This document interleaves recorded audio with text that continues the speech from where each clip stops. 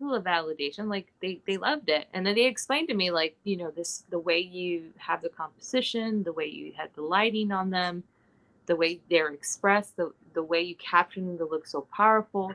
And I was like, that's exactly what I was going for without even telling this person. So it was like super amazing to feel that. Yeah.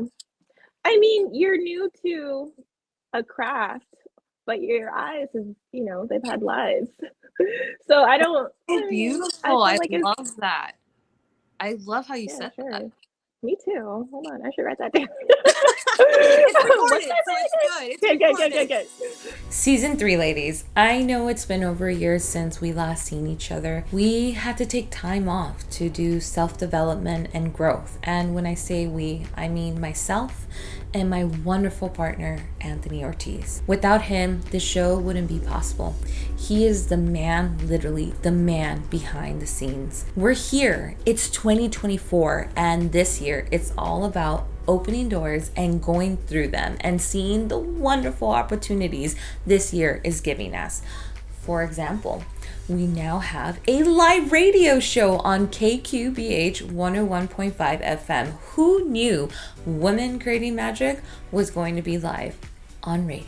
On season 3, we have Brittney Price, an incredible artist, Kara Connolly, whose music is so inspiring and beautiful, Savannah and Sky from Sky Studio, Naomi Hart, whose influence changes people's lives, and many more women that I'm very proud of what they are doing and what they keep continuing to do. I wanted to create a platform for women to have a real conversation about our experiences in all industry and just talk about that moment that we decided to take control of our lives as women. This platform is an outlet to discuss topics that we as women don't talk about. For example, at night when you're ready to go to bed, like literally ready to go to bed, and instead of actually falling asleep, you're thinking of 100 different things instead of actually sleeping. Now you're up all night, anxious, wondering how to manage all these thoughts, all these emotions. If this resonates with you, you're not alone. You're not the only one struggling with these challenges. So many women I've talked to with on Women Creating Magic also share the same experience. Be sure to like, follow, subscribe, comment, and leave a review because all of that will really help us out and keep us going. So whatever you're doing, sit back, have a glass of wine or a cup of tea, and enjoy the conversation to come. Today, I sat down and video chatted with Brittney Price. She's a Los Angeles fine artist and muralist. Her art is unique and loud that explores themes about identity, social justice, and resilience. Please welcome Brittney Price. So let's start with, like, how'd you start doing what you're doing now? I have been an artist my whole life. I have always doodled, always been the girl that was super excited to go to Michael's and Hobby Lobby. Growing up, like my science fair boards were just all how I could decorate everything versus actually doing the experiment. Like I've always been super, super duper creative. And to an So extent, when they my tell you to parents, do the shoebox art piece, oh my gosh. you're like, oh geez.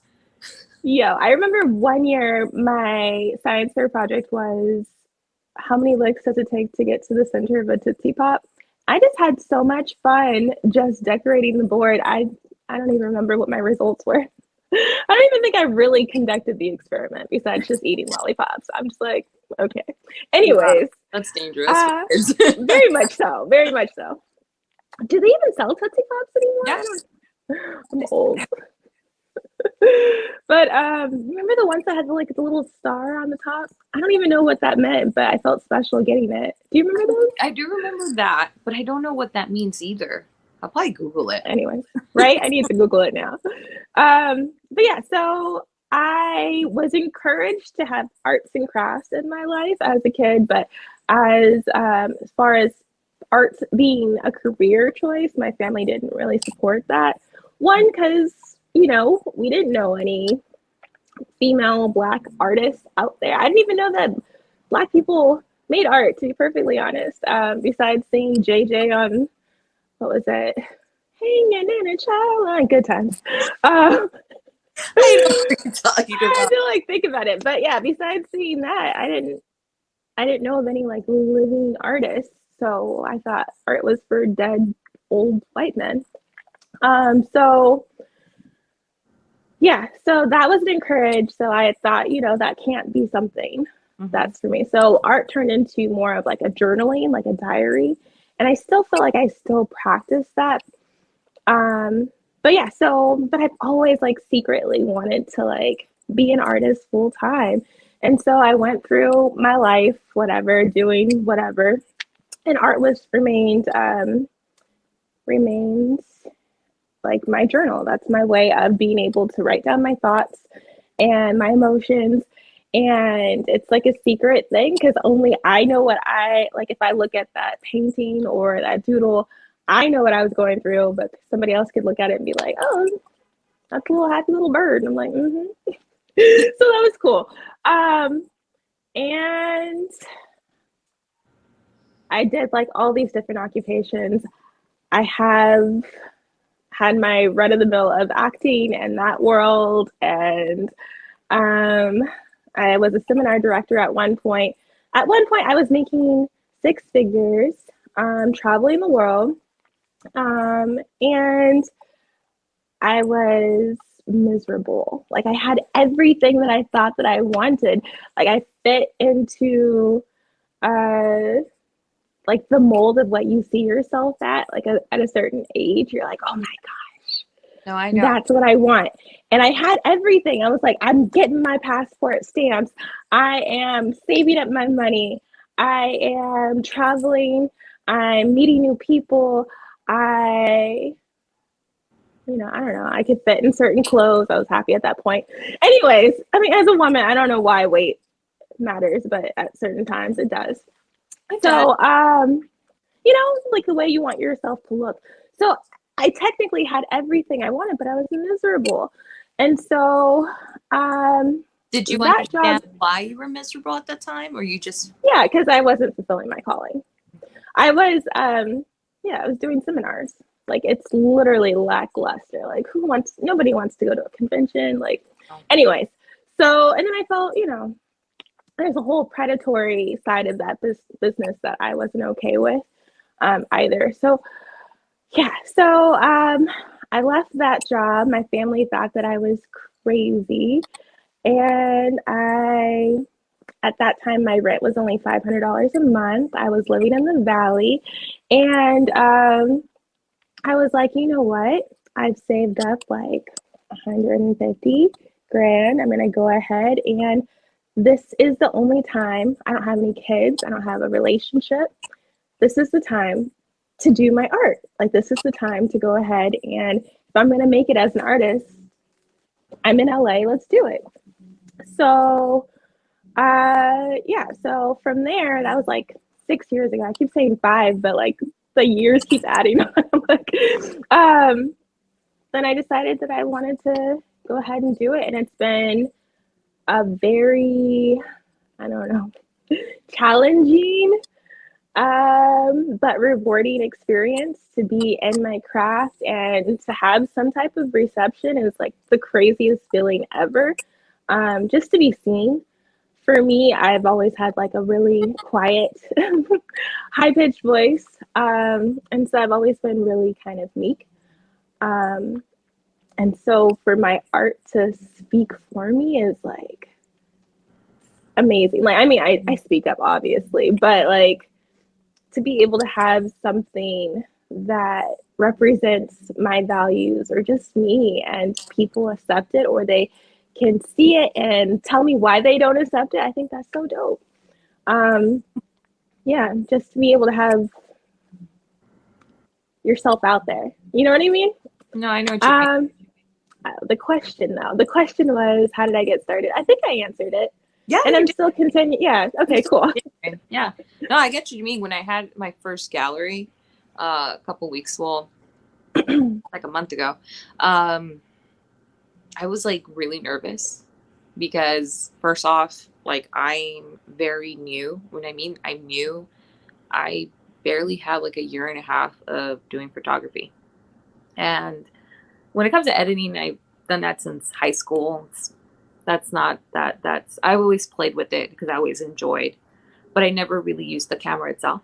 Mm-hmm. So when I first did the gallery, I was really nervous because I didn't know how people were going to take that.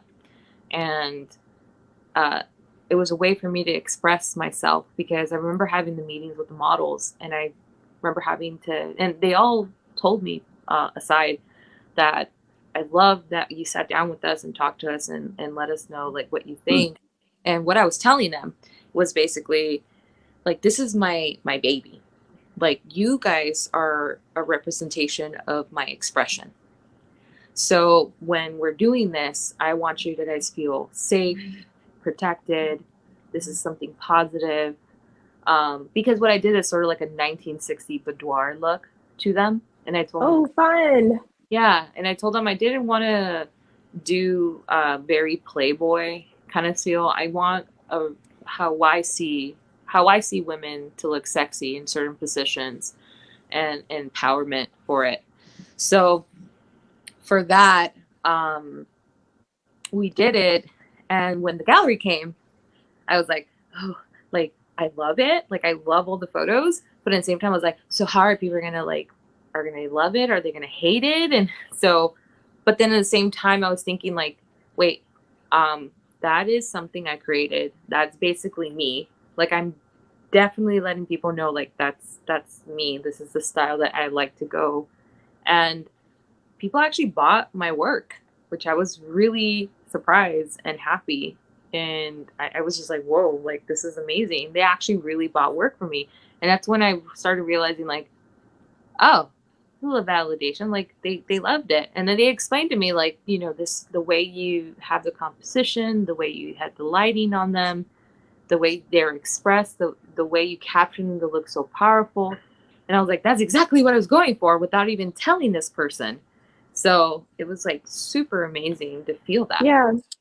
I mean, you're new to a craft, but your eyes have, they've had lives. So I don't. So beautiful. I I feel like love that. I love how you said that. Me too. Hold on, I should write that down. It's recorded, so it's good. It's good. I think yeah, Anthony's gonna add it in there as like your intro. Hell yeah. That was so beautiful the way you sound did all that. eloquent. I should start saying that to people. Like, I've just started like the craft, but my eyes have seen many lives. Love that. I can tell just even the first day that we met, like you have an older spirit with you. You know what I mean? So you have an amiable, you can also connect with different people. So I think that's super dope. Thank you. But yeah never. I find that especially with creators that are confident in their craft, I find that it's not, oh, I just started this, or what year are you into this? It's like, okay, what part of the journey are you on? You know what I mean? Oh, you're in that part. Okay, cool. It's not, it doesn't work like the rest of the world. Like some people get it like this, or some people are just born with the gift, but they don't understand, concepts yet, So we're all at different stages. Yeah. And the fact that you were able to have somebody or people buy your work and appreciate your work, it's beautiful. I think that that's just, just more encouragement to keep digging and see how far you can go. That's so dope. No, I'm okay. So how I've always been my whole entire life is that I'm sort of like a go-getter. And what I mean by a go-getter, I mean, like, I just do it. I say, I'll just go ahead and do it. I'll figure it out. I know what I want. I'm going to go for it. And my mom always knew that, but I never really registered that with me, where my mom would be like, no, Reyna likes to, like, when she sets her mind on something and she wants it, she'll get it. She doesn't give fucks. She'll get it. Like, she don't know how she's going to get it, but she's going to do it. And I never thought that I was like that until I got a lot older and I realized, wow, I am persistent when it comes to things like that. But now it's more refined because I'm 37. I'm like 3 years from being 40. And I feel like Where? what was that? I said where? But Okay, see, it's that melanin.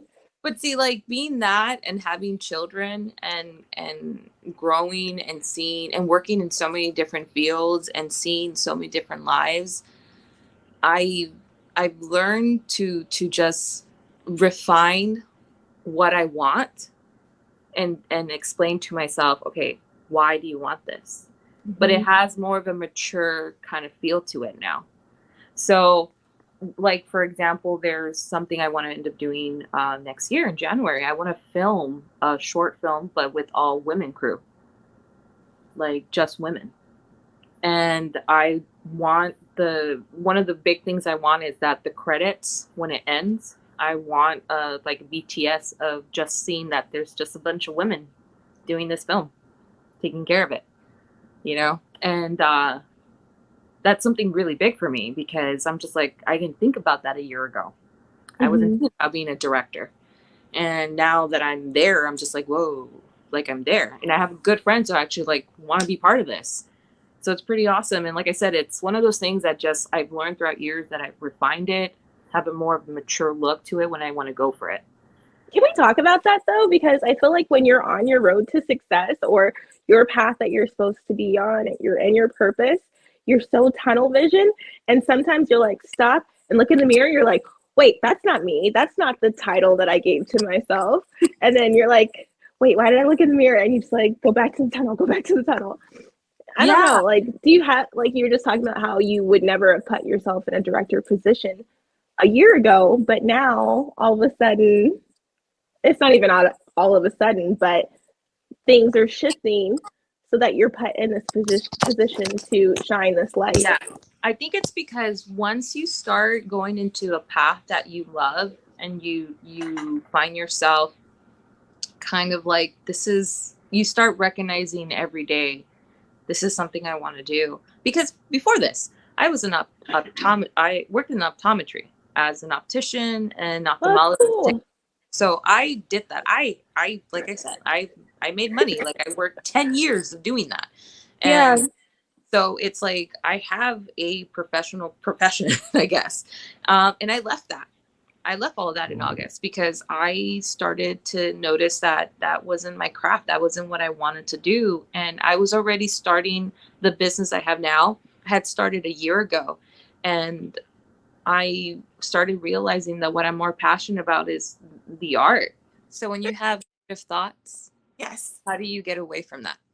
Oh, yes. I mean, there's like, okay, there's a textbook answer, and then there's what I actually do. You know what I mean? So I'm trying to like be as honest as possible. So generally, I will soul a little bit, and then I'll reach out. Generally, talking to like an elder helps. My aunt is a really great source of putting things in perspective for me. Because generally, yeah, I'd be buying stupid stuff, but also having a community within, people that do the same thing as you, I think is important too because we be stressing. But a lot of the times we don't have to reinvent the wheel. You know what I mean? Like people, we're all doing the same thing. So yeah, like my friend Mariel Designs, she's another muralist. She was struggling on this mural that she was painting of clouds. And for this particular job, all they gave her was latex paint. And to do clouds, you have to, blend and blend and blend and blend. And latex is kind of like a rubber glove. Like it doesn't want to, it's not as malleable Yeah, it's not. as other paints. So she was like, they didn't give me acrylic, they didn't give me anything. And so I'm trying to blend. I was like, why didn't you hit me up? Because I could have let you know if you use a medium or use a retardant, then you'll be able to blend. But the fact that, like, oh, now I know. But I'm like, you have a whole resource of people just wanting you to win and like a wealth of knowledge and whatever you don't know, I'm sure I know, or if I don't know, I'll connect you with someone that does. So I think having that kind of community, um, Helps because You helps. Yeah. basically was just telling her, like, you know, you need to reach out. Like, don't be scared to reach out. They're there for a reason, you know, the support, you know, everybody supports each other, which Exactly. is true. If I need to find a lens that I need and I don't have the resources to purchase it, I go through friends, you know. Me and Anthony always do that. We go through friends to see, and you know, that's the best thing about it. And they'll actually also let us know, like, how to go about it and using it. Yeah, So with love. It's not just watching a YouTube tutorial. So, and then you're building community with that too, because then they feel like they're able to pay it forward, and then you take that information. Now you can pass it on to the next person too. So, no, yeah, it's true. It's that we all go through it. We all feel alone, and we all feel like there's no one to reach out. But I love that you actually told her, like, for that's perfect, because for the next time she knows. She knows yeah, to reach out. yeah. That's So, I mean, good. for me, that's family members, even, I mean, just Instagram, just social media, having people to check in on you. So, yeah, I don't know. I feel like things have really, the scope of things socially have changed so much since 2020. I don't know. I used to be such a, I don't know. Yeah. I'm an outgoing person, but Jesus, Oh, I'm so changed. much like I don't do what I used to anymore. I used to sit out at the fairs, like the art fairs, and pitch my art and all that, and I'm like, no, I don't like people that much anymore. I love people, but my battery is not. No, and that's how you're growing. That's you're growing to who you are, and that's Yeah. beautiful. Ooh, there was a point that I want to say. The fact that you have been working in optometry and the fact that you are a photographer is such an interesting perspective. I You know literally the lens. yeah, Yep. know how the eyeball works. I Yeah. would be interested to see how your work reflects that knowledge. You'd be surprised. I draw. I mean, I draw, but it's not like, oh wow, like it's amazing. But what I tend No, to for me, gravitate is, I know it's like doing the same thing what you did, but what I tend to gravitate is eyeballs, is eyes. Like, I don't know what it is. I literally have like books of just eyes. Like, I like to shape them and color them, and hmm, get better and try to do my best to see realistic, like how real can I make it. And yeah, that's always been fascinating for me to draw that. And the thing is, being an optician, I would have to work with lenses, understanding what lenses are, understanding like the material, the density, you know, prism and all that stuff. And then jumping into photography and then understanding lens in that sense. It wasn't really hard to understand the mechanical about it, just because I'm like, hey, hmm, this is similar. Like, this is not different, like, at all. And I would see my actual lens and I'm like, oh, look, they have like glare reflecting. Like, what kind is this? So it made me think, like, oh shit, like, it's not that far from like what I, not in sense, but when it comes to the lens itself, technical, like I kind of hmm. already knew, like I Oh, already knew without even knowing. yeah. It's just a reproduction. It's like a Yep. man-made eye. Yeah, it is. Yeah, it is. But I've always been fascinated with eyes. Like, every patient I would see, if they had some, I've had patients who were blue eyes with brown spots in it, and I just thought that was really cool. Hmm. And some of them had like the most pigmented, like light blue ocean eyes, where I was like, whoa, I bet your eyes hurt when you're outside. But yeah, that's the one thing that I've noticed, that working there is what, I guess, learning the materials and then getting into this field wasn't so different when it comes to lenses and material. But it also, like, I worked in different places, and this is why I believe I'm so good with so many people and people's behavior and personalities, is that I can literally mold into like how you feel to make sure you feel comfortable with me. It's because I've worked everywhere. I'm talking about like paralegal to clinical to websites, like all this kind of stuff. And all of them required me to work with people in customer service and stuff like that.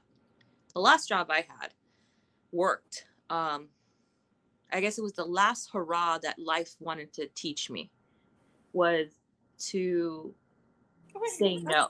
Yeah, it was no, but like in customer service, like it was the last hurrah in customer service for me to learn this lesson. And it was to say no and not feel bad about it. And putting your 2 feet in the ground and be like, no, it's not going to happen today. We're not going to do it your way.